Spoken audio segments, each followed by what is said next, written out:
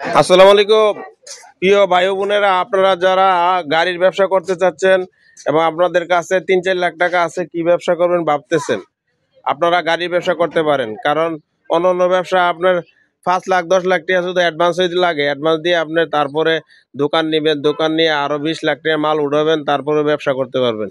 কিন্তু গাড়ির ব্যবসা আপনার ৩-৪ লাখ টাকা থাকলেই আর একটা ড্রাইভার যদি থাকে, তাইলে আপনি এই গাড়িতে দৈনিক আপনার ৫ থেকে ১০ হাজার টাকা ইনকাম করা যায়। তাহলে মাসে কত টাকা ইনকাম হবে আপনি হিসাব করলে বুঝতে পারবেন।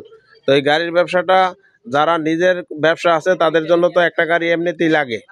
আপনি যদি ১০টা ভাড়া থাকে মাসে আর ২০টা ভাড়া লোকালি পাইলে আপনার গাড়ির আপনার নিশ্চিন্তে গাড়ি ১২ মাস আপনার দরকার।